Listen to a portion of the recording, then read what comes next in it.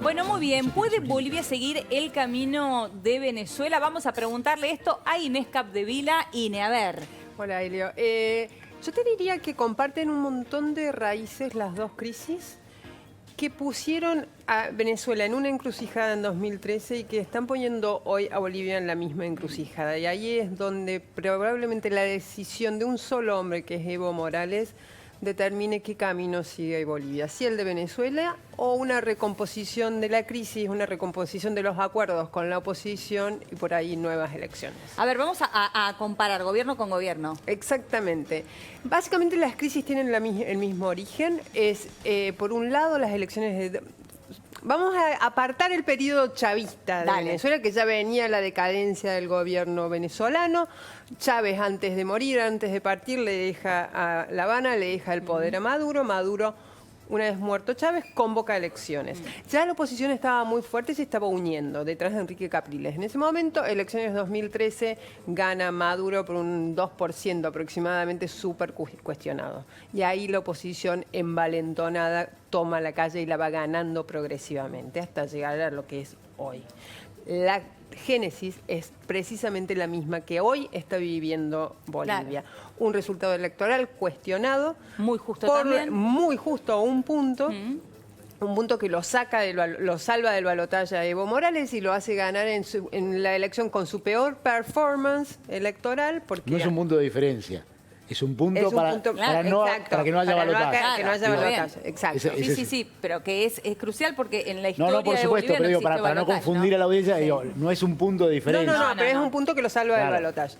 Y luego entra la oposición empieza a envalentonarse y llegamos a hoy que tenés prácticamente toda la región de Santa Cruz de la Sierra, riquísima región boliviana, que siempre hace una diferencia, ¿no? Nuevamente contra Evo Morales. Porque ahí tenés como un péndulo en Santa Cruz de la Sierra y la oposición. En las épocas de bonanza más activa, Santa Cruz estaba prácticamente rendido a los pies de Evo. Ahora, donde la bonanza empieza muy lentamente a diluirse, no está tan rendido. Bien. Y entonces ahí es donde entran los actores a jugar. Si querés, repasamos. Dale. Vamos repasándolos. Bien, el gobierno venezolano, que Maduro domina absolutamente todo. Todos los actores centrales de las instituciones, el Tribunal Supremo Electoral, la Corte Suprema de Justicia, la Asamblea Constituyente, y cuenta con el respaldo de las Fuerzas Armadas. Un respaldo al menos monolítico a partir de los mandos medios para arriba. Pero aquí lo explicaste muy bien y es clave ese respaldo. Completamente clave, es lo que hoy le garantiza, junto con 2 o 3 factores externos, la supervivencia. Una supervivencia que en enero de este año parecía completamente improbable. Y hoy Maduro está a sus anchas reclamando un nuevo frente progresista en la región y queriendo juntarse lo antes posible con Alberto Fernández. Sí, y recibiendo a sindicalistas argentinos diciéndole que le va a dar plata en el astillero, ¿no? Claro, no le da plata, no tiene plata para pagar los alimentos venezolanos y le va a dar a los astilleros argentinos. Exacto. Y después tiene el completo control de la economía venezolana. Una economía que está también en situación de guerra, totalmente rota, no tiene básicamente para comer. El 80% de los venezolanos no solo vive en la pobreza, sino que tiene problemas de alimentación. Eso te da un poquito la pauta. Y el otro gran número venezolano es que probablemente hacia fin de año, comienzo del año que viene, ya sean 5 millones de venezolanos que han dejado su país buscando un mejor futuro afuera. Por lo general dentro de la región, pero también puede ser Estados Unidos. ¿Ya son 5 millones? Están llegando a 5 millones. Exactamente. Y popularidad. ¿Cuál es la popularidad de Maduro? Fluctúa entre el 10 y el 15%. Bajísima. Exactamente. Bajísima. Muy baja. Que no es el problema de Evo. Y ahí está un poquito la diferencia. Si bien hay una similitud enorme dentro del origen, con Evo tuvo el 47% de los votos en las elecciones de la semana pasada. No son el 55%, el 60% que obtuvo en otras elecciones, pero sí es un altísimo caudal de votos. Y eso habla de una popularidad diferente a la de Maduro. ¿De qué popularidad estamos hablando? No, es más o menos similar, un poquito menor. La popularidad, la tasa de aprobación de su desempeño presidencial entre el 35 y 40%. Pero hay un dato que es bastante sintomático entre los bolivianos que no lo encontrás en los venezolanos, que es que el 55% de los bolivianos hoy cree que el año que viene va a estar o bien o mejor o mucho mejor. Bueno. Hay un enorme nivel de esperanza, que es un nivel de esperanza que él estuvo alimentando a lo largo de estos años. Eso es por un lado él como su desempeño presidencial en cuanto a la economía, que lo ayuda mucho, obviamente. Ahora tenés su desempeño institucional, que es el que prácticamente lo ha situado en esta encrucijada. Y es básicamente desconocer el resultado del referéndum de 2016, que le dijo, no queremos que los bolivianos le dijeron, no queremos que te presentes a un cuarto mandato, y vuelta a cuestionar elecciones de este año, lo deja en una situación institucional muy frágil. Sí. Vamos a compararlo con Maduro. Cuenta con el apoyo de las Fuerzas Armadas. Primero, no son tan poderosas como las de Venezuela, en Bolivia. Sí. Y segundo, por ahora se han mantenido muy neutrales. Por ahora, obviamente que estamos en los inicios, es muy incipiente la situación de crisis boliviana, en esta nueva inestabilidad en Bolivia, como para que ellos tomen partido. ¿Se han mantenido neutrales ahora, en este momento que está atravesando Bolivia, o siempre lo fueron durante los gobiernos de Evo Morales? Bueno, el gobierno de Evo Morales a partir de 2016 estuvo siempre... No hubo necesidad de que lo apoyaran, porque hubo algunos momentos de tensión con Santa Cruz de la Sierra, hoy nuevamente protagonista de la oposición a Morales, pero no hubo una necesidad de movilización. Sí hubo algunas veces necesidad de despliegue en las calles, pero eso eran las fuerzas de seguridad, no las Fuerzas Armadas. Entonces, por ahora se han mantenido neutrales bajo el lema de nosotros vamos a proteger la democracia. Ahora, la democracia... ¿Cuál es su definición de democracia? Exactamente, que es algo que todavía no han tenido que confrontar. Bien. Hay otro detalle que sí cambia mucho la situación respecto de Venezuela. Evo Morales maneja una economía que es un poco más mixta que la venezolana. ¿En qué sentido? La propiedad de las empresas que básicamente extraen los hidrocarburos, que es la base. Está en manos de privados y del Estado, no solamente del Estado. Es del Estado, fueron nacionalizadas, pero luego Evo les dio una cierta participación a las empresas, en un movimiento que fue bastante inteligente y que le dio estabilidad y diversidad a la economía. Entonces ahí tenés un punto que también hace que no sufra tanto Bolivia por la inestabilidad política del momento. Está bien, a diferencia de Venezuela, que el poder absoluto lo tiene el Estado. Vamos a ver cómo se comportan las oposiciones, que es otro actor central. En Venezuela, la oposición fue tomando la calle y ganando partido a lo largo de los últimos 6 años hasta llegar a su mayor desafío, que fue este año. Pero este año nuevamente pierde el envión y pierde aliento, y hoy Juan Guaidó se acerca al final de su mandato porque deja la presidencia de la Asamblea Legislativa sin haber conseguido lo que la oposición necesitaba, que era desplazar a Maduro. A fortalecerse con Capriles, después Leopoldo López y después... Exactamente. Guaidó, pero ya está el problema de la oposición. Está bastante dividida. Es una tensión permanente entre la centro-derecha, la derecha y la extrema derecha. La izquierda venezolana no tiene tanta participación en el núcleo opositor. Y ahí tenés las 3 fracturas que han ido neutralizando todos los avances de la oposición en los últimos tiempos. También neutralizada por la feroz represión del Estado venezolano en contra de la oposición. Ahí tenés una diferencia bastante grande con la oposición boliviana. Claro, primero... ¿Existe un actor como están emergiendo en este momento. ¿Por qué?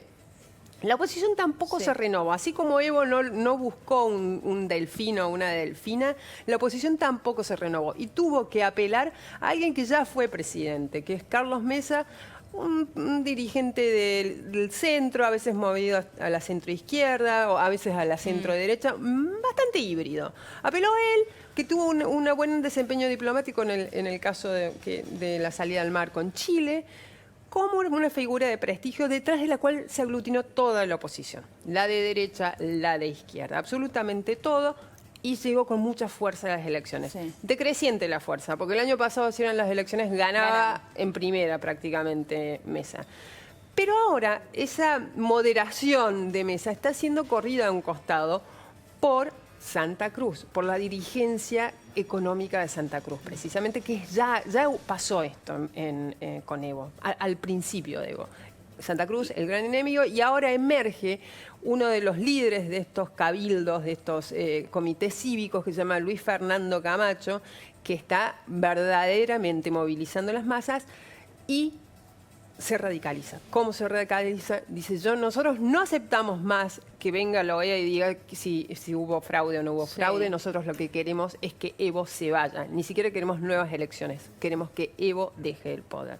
Y ahí es donde Evo no reacciona conciliatoriamente. Reacciona también radicalizándose. Y ahí sí se asemeja a esta situación mucho a Venezuela. O sea que hoy, como opositor, lo tenemos que mirar a Camacho más que a Mesa. Claramente. Como líder hoy, opositor. Camacho, y además crece día a día, es notable. Crece a fuerza de presentaciones muy propias del show político, claro, ¿no? Del despliegue de anoche en el aeropuerto del Alto, hoy movilizando todas las calles de Santa Cruz. Finalmente, lo que sí va a determinar un poco ¿cuánto sufre Bolivia esta crisis política? Es la economía, ¿no? Claro. Exactamente, que ahí sí hay una diferencia atroz. Prácticamente hoy Venezuela es un país invivible y Bolivia está en su mayor periodo de expansión económica de la historia. Viene creciendo este año, que es un año de poco crecimiento, va a crecer el 4%. O sea que podemos hablar en Venezuela de una crisis política, económica y obviamente social. En Bolivia hablamos de nada. Por ahora es una crisis política. Política nada más. ¿Qué sucede? Son muy atractivos los números de la economía venezolana en apariencia. Si vos mirás un poquito, recién hablábamos de las reservas argentinas, hablábamos de los déficits argentinos, son números que también hoy están empezando a preocupar a Bolivia. Tiene prácticamente, las reservas cayeron casi a la mitad. ¿Por qué?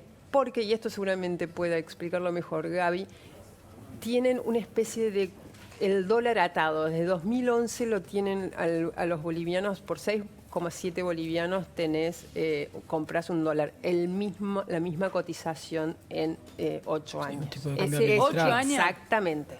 ¿Y eso completamente controlado. Tiene una política de tipo de cambio administrado ya cuasi fijo, digamos, y la gran ancla, el gran ancla de la economía es el tipo de cambio. Eso a la larga, igual Bolivia tiene niveles de inflación bajos, digamos, pero eso a la larga, en un mundo donde los términos de intercambio te cambian y se te deterioran como se le deterioran a todos los emergentes, te empieza a jugar en contra, te empieza a meter presión sobre la cuenta corriente y empiezas a perder reservas. Y te aparece un elemento nuevo que es el tema del gas, que nosotros somos un destino del gas boliviano, ya se renegoció a la baja. Exacto, a la baja. Bueno, ese es el cambio de los términos de intercambio. Los dos clientes cambio de términos de intercambio, eso es muy importante. La relación para que la gente entienda entre el precio de lo que exportás, que es el precio de lo que vos vendés en tu casa, y el precio de lo que importás, que es el precio de lo que comprás. Entonces, cuando eso se te deteriora, se te da vuelta y cada vez sos un poco más pobre, digamos. Y ese es un elemento clave. O sea que uno a revisar, a revisar piensa... en breve también, además, porque la Argentina con vaca muerta y la producción que tiene de gas también es una cosa que van a tener que revisar. Por eso también Evo Morales no solo intenta establecer un mejor vínculo con Alberto Fernández por una cuestión de semejanzas ideológicas, sino por una cuestión de intereses. Claro. Necesita... Ahora, contrario a lo que uno piensa, porque esto que vos decías y explicabas recién muy bien, Gaby, si a mí me dicen, bueno, el dólar va a valer 15 pesos argentinos durante 6 años, yo te digo, ¿de dónde firmo? Pero la convertibilidad fue traumático. No, bueno, pero para la nosotros salir de convertibilidad la es una herramienta además. Detrás hay una variable real, que es el tipo de cambio real, que no está bueno que tu tipo de cambio real sea un electrocardiograma, porque eso implica que tenés mucha volatilidad, digamos, que va de crisis por balanza de pago, pero tampoco es bueno que esté, porque es un precio, digamos, ese precio se tiene que mover uno entiende que suavemente y no abruptamente, pero reflejando las condiciones de la economía. Una es esa, los términos de intercambio. Cuando vos lo dejás al tipo de cambio nominal, lo dejás clavado, todo ese movimiento del tipo de cambio real se tiene que dar con diferenciales de inflación. Vos tenés que tener menos inflación que el resto del mundo y eso genera presiones importantes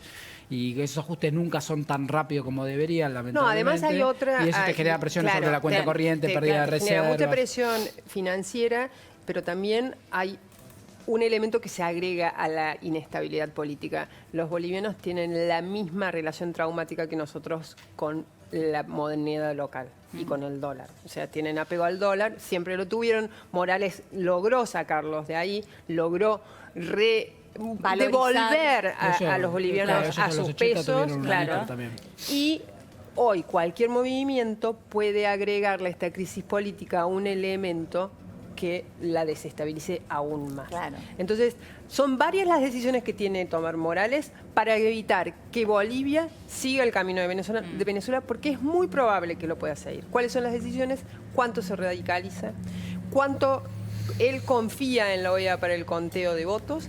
Y fundamentalmente, finalmente, las decisiones económicas. ¿Cuánto demora las decisiones económicas que tiene que tomar para no echarle leña al fuego, pero a la vez bajo el riesgo de perjudicar su gran logro que es la Ahora, economía? estoy mirando acá, Ine, la pobreza es casi del 80% en Venezuela. En Venezuela, exacto. En Bolivia cayó del 38 al 15. Sí, al 15%. Lo que pasa es que ahí tenés, y el empleo también, hoy tienen un empleo del 40%, pero hay un 80% de economía informal. 80%. Claro, es altísimo. Altísimo. Entonces, todos estos números, a eso le agregas un prisma diferente para leerlos. Sí, la pobreza cayó, subió el nivel de ingresos, subieron los niveles de escolaridad, la salud pública mejoró, la integración de los pueblos. Claro, casi el 70% de Venezuela es mestizo, el 20% son indígenas. Ahora, antes, hasta hace poco, hasta hace 15 años, el poder residía en unas manos muy, muy particulares. Bueno, eso es lo que vino a cambiar esa integración, Evo Morales, ¿no? Todo eso se refleja en esto de que el 55% de los bolivianos cree que va a vivir mejor o mucho mejor el año que viene.